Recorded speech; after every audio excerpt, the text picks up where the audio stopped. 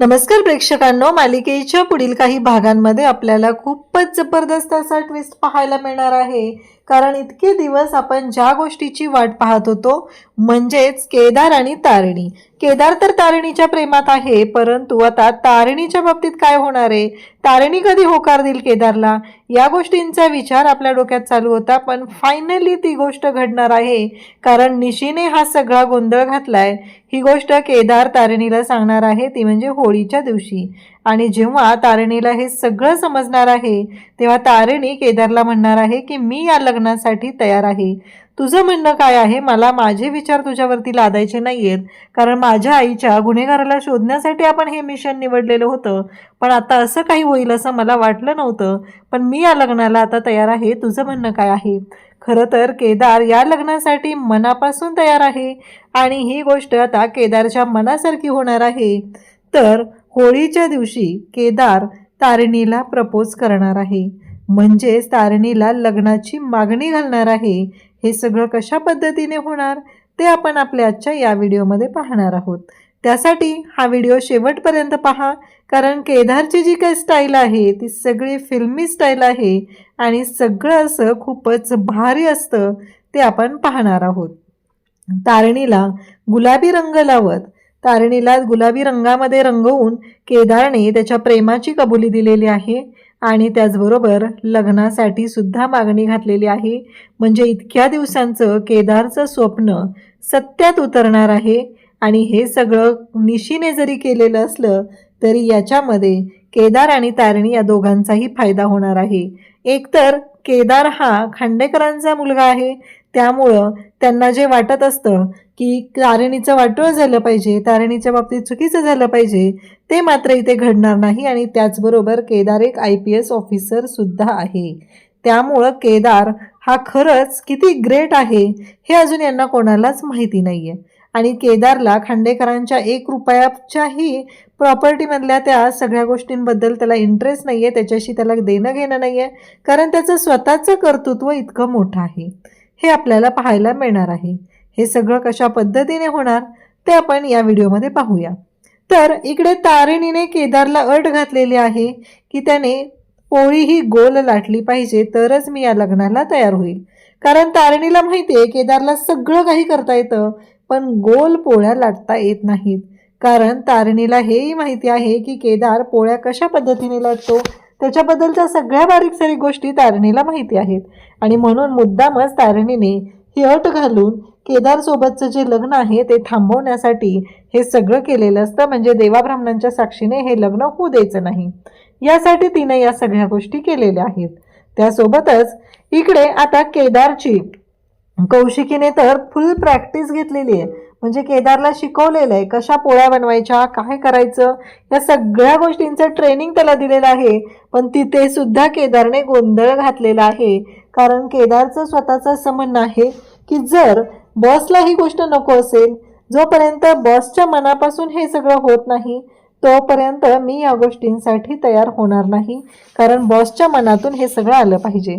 मग आता दिवस ठरलेला असतो आणि त्या दिवशी केदारला पोळ्या बनवायच्या असतात. कौशिकी, केदार सगळेजण आलेले असतात. केदार ॲफ्रन घालून अगदी स्टाईलमध्ये आलेला असतो, कारण इकडे श्रीवल्लीचा धनुष आलेला आहे. मग गॅस त्याचबरोबर टेबल ह्या सगळ्या गोष्टींची अरेंजमेंट केलेली असते आणि केदारने आल्या आल्या खूप मोठा गोंधळ घालून ठेवलेला असतो. कौशिकी म्हणते, अरे काय करतोयस, हे पीठ का उडवतोयस तू? पोळ्या करायच्या त्याच्या आधी ते मळलं पाहिजे ना, पीठ मळायला तरी घे, असं कौशिकी त्याला सांगते. आणि मग केदार ते पीठ मळायला घेतो, पीठ मळतो, पण ते सगळं असं विचित्र पद्धतीनं त्याचं चाललेलं असतं आणि तो पोळी लाटायला घेतो. परंतु अचानक त्याला तिथे तारिणी, ते पण मुंडवळ्या बांधून आलेली तारिणी दिसते.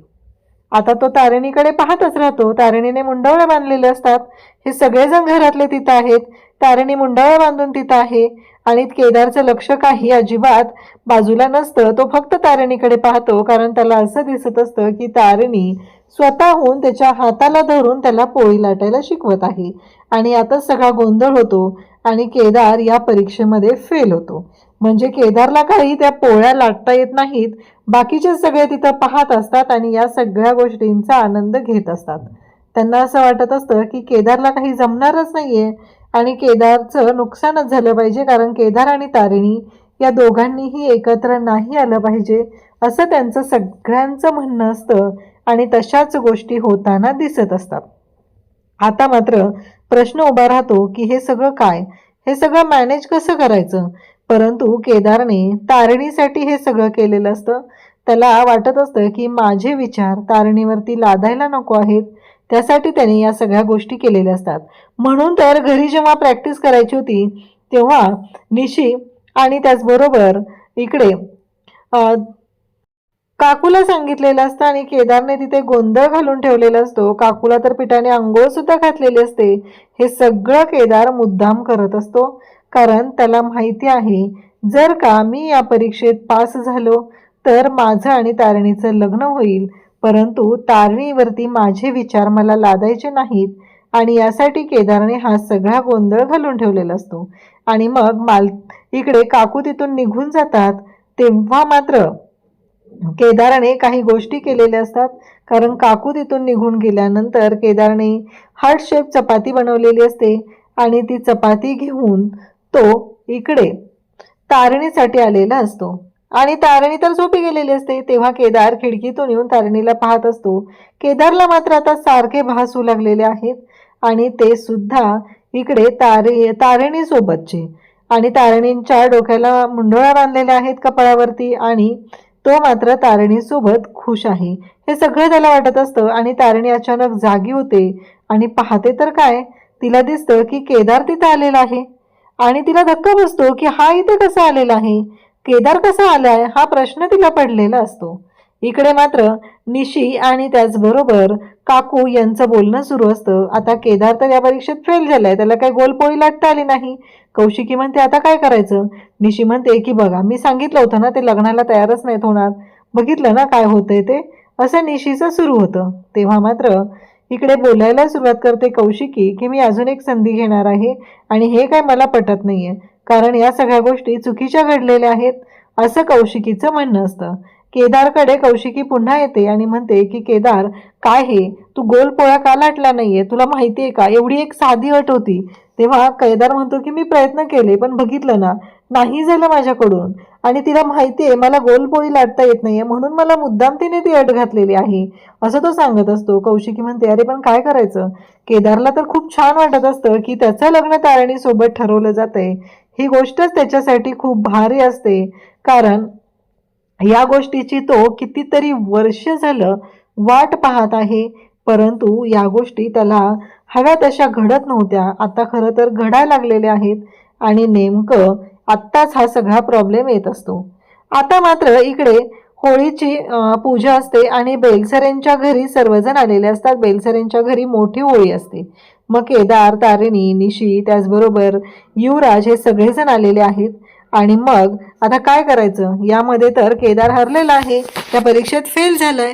आणि मग केदारने मात्र एक गोष्ट त्याच्या कानावर पडलेली असते, ती म्हणजे ईशा त्याचबरोबर काकी त्याचबरोबर निशी आणि युवराज यांनी ठरवलेलं असतं आता त्यांचं लग्न होणार नाहीये. हे सगळं आपल्या मनाप्रमाणे घडतंय, प्लॅनप्रमाणे घडतंय. आणि हे सगळं बोलणं केदारने ऐकलेलं असतं. त्याला समजलेलं असतं की हे सगळं प्लॅनिंग निशीने केलेलं आहे आणि हा सगळा गोंधळ निशीने घालून ठेवलाय. या गोष्टीचा खरं तर केदारला खूप राग सुद्धा आलेला असतो. परंतु केदार आता शांत होतो आणि इकडे होलिका मातेची पूजा करत असतात. आणि त्याच वेळी केदार मात्र तिथं आलेला असतो आणि तारिणीला म्हणतो की मला तुझ्याशी बोलायचं आहे. आणि तारिणीला तो बाजूला घेतो आणि तिथं सगळेजण असतात, पण अगदी पूजा केलेली असते त्यावेळेस सगळे उभे असतात. तिथं तो तारिणीच्या शेजारी उभे राहतो आणि सांगू लागतो की बॉस हा सगळा प्लॅन निशीनं केलेला आहे.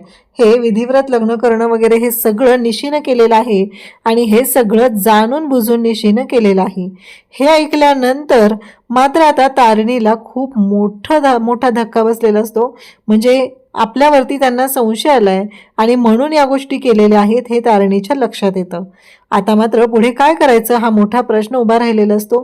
तेव्हा तारिणी म्हणते की केदार काय करायचं. केडी म्हणतो की बॉस आता काय करायचं, त्यांना संशय आलेला आहे. त्यावर तारिणी म्हणते की केडी मी ह्या लग्नासाठी तयार आहे, काही झालं तरीही, पण मला माझे विचार तुझ्यावरती लादायचे नाहीयेत. तुझं स्वतःचं म्हणणं काय आहे ते सांग. तू जर मान्य असशील तू मनापासून या गोष्टीसाठी तयार असतील तर आपण हे लग्न करूया, असं तारिणीने आता निर्णय घेतलेला आहे. केदारला तर धक्का बसतो, कारण तारिणी लग्नासाठी तयार झाली आहे. म्हणजे केदारचं तर तारिणीवरच प्रेम आहे. त्याच्या मनातली जी काही कोणती तारिणी प्रत्येक वेळेस त्याला चिडवत असते, ती हिरोईन जी आहे ती तारिणी आहे, हे तारिणीला माहीतच नाहीये. आणि आता तारिणी बरोबर तारिणीनेच लग्नाला होकार दिलाय, तर केदारला खरं तर धक्का बसलेला असतो.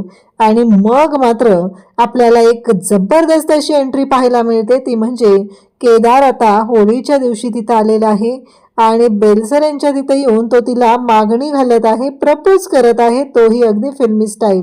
केदारने व्हाईट कुर्ता घातला, इकडे तारिणीने सुद्धा पांढरा ड्रेस घातलेला आहे, कारण होळी खेळायची आहे, रंग खेळायचे आहेत.